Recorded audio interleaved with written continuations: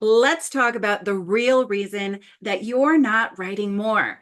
This is the psychological root cause of perfectionism, of comparison, and procrastination. So, when you master this psychological core, you are going to feel more empowered and more productive in your writing. So, I've studied this a lot this year. I find it fascinating, and I'm just ready to dig in. So, what I'm talking about is the difference between self confidence and self esteem. So, self confidence is task oriented. It is the feeling that you know how to solve problems and address situations, and there's nothing to fear. You feel at home in a certain field or in accomplishing a certain goal. So, basically, you feel up to the task of what you're encountering. This is a great thing, but it's different from self-esteem. So self-esteem needs to be the foundation of self-confidence. Self-esteem is the feeling of worthiness to try and fail.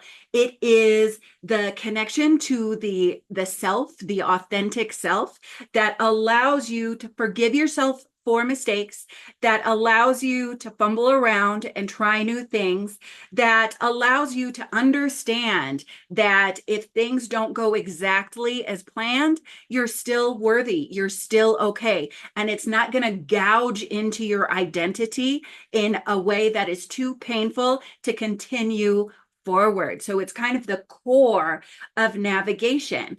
And here's the thing. If you try to build confidence without self-esteem, you're always going to feel like you're trying to prove yourself.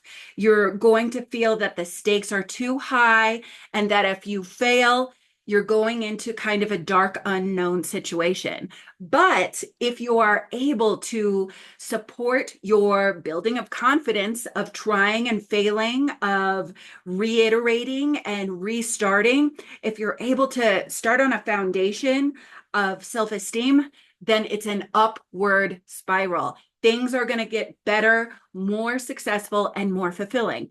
So basically, what at the core of this, what I'm saying is confidence without self-esteem is going to be a downward spiral.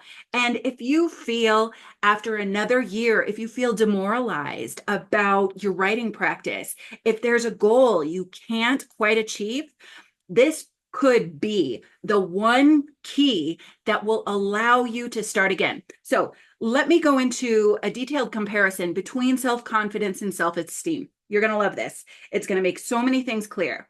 So if we don't have self-esteem, we're going to hear self-criticism in our own minds. If we have self-esteem, we're able to have self-compassion. This is so important when you're going after a goal, because the reality is that it's not always going to be easy. You're not always going to be right. And you're not always going to be forward. Sometimes you're going to take two steps back. So self-compassion allows you to see that, and it allows that to be okay. Self-criticism can stop you before you even start, and it can also cause you to block yourself. It can blind you from things you need to see because it's so painful. Next step on the self-esteem upward spiral and the lack of self-esteem downward spiral is a fixed mindset versus a growth mindset. Growth mindset underlies all success because you keep getting better and better and better. And so as you're learning, you find it enjoyable. A fixed mindset is where you believe either you got it or you don't. And so every time you take another step forward, unless you win, it must be more evidence that you're not built for this, that you're never going to succeed. So whereas a growth mindset believes in growth and that everything you learn during the process is going to help you, fixed mindset makes learning hurtful. It makes it evidence against you. And that's another important differentiation between if you're trying to build confidence without self-esteem, then you might be collecting evidence against yourself, because that need to prove without learning always gathers evidence to support it. And so that just goes back to self-criticism. That's why I call it downward spiral. Next, okay, external validation versus internal validation. So external validation can lead to a downward spiral. It can lead to bad decisions based on what other people think or something you want to prove to yourself, rather than the actual value of what you're trying to decide or what you're trying to do. A common example is going for traditional publishing versus self-publishing. Now, everybody's decision is different, and everybody has different strategic reasons for what they do. But sometimes I notice people going towards goals that are going to they're not the best decision financially. They're not the best decision for their own ability to get started time-wise. And really, there is some external validation they're chasing rather than making the best decisions for themselves. And so, breaking it down, external validation can lead to a downward spiral, because the external validation, only that kind of joy from the external validation, unless there's something internally fulfilling and satisfying, it's going to be short-lived, because you get the award and then the award becomes the new normal, and then you need something else. Internal validation is empowerment. It is knowing that you are the person most in control of your own success. Your confidence grows with your growth mindset. And so you know that you're doing something that is valuable to you, like writing, like seeing your book out in the world, like selling more copies. There's an internal value to you, and you're not looking for somebody else to say that this is valuable. You feel it every time you sit down and you think of yourself as a writer, because you have the self-esteem to know you're worthy of that. The final breakdown of the downward spiral of lack of self-esteem versus when you have this magical key, self-esteem, everything goes better. So we've got avoidance versus ability to take the next step. So when we think about those things I've talked about, the self-criticism, fixed mindset, and need for external validation, often those compound into avoidance,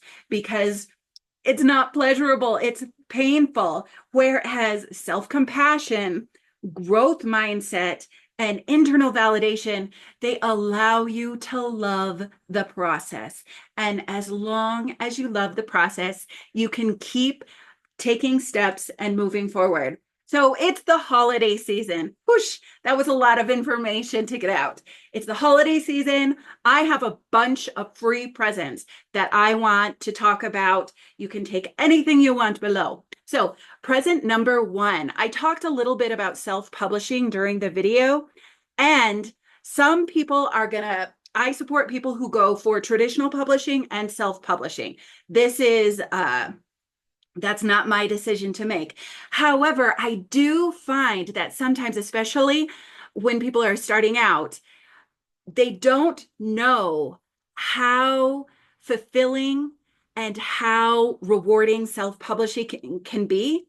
I find that people are more familiar with traditional publishing than self-publishing. So I like to be able to offer a little education on that front.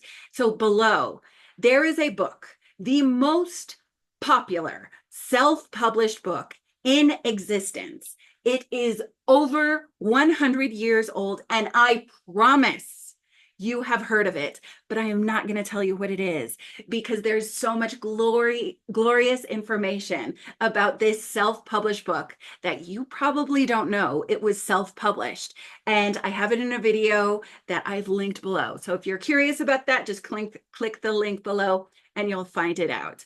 Next gift is If you are wondering about the next steps with self-publishing, I have a self-publishing guide that talks about what you need to do if you decide to self-publish, shows you the best resources to get your cover created and everything else you need to know, as well as other huge names who began by self-publishing. And so I have that. That's free. Just sign up and it will be delivered to your email. And then the final thing I want to give, because it's the Christmas season, if you are struggling to create a little space for yourself to write, I want to give you the Writing and Yoga Staycation. This has actually been my most popular free gift of all times. And it's 1 week. It's a 1 week itinerary in which you have a yoga pose, you have an artist date, and you have a writing prompt and some information about the writing and publishing process. But it makes it fun and you can do it at home. And it only takes about, 10, 20 minutes of dedication on a daily basis for 7 days. So take advantage, grab my little holiday gifts. I'm going to have everything in the link. And I hope that the analytical information I shared here is going to help you with your self-esteem and help you move forward with your book, because maybe next year will be the year of the book for you. So much love. Talk soon. Bye.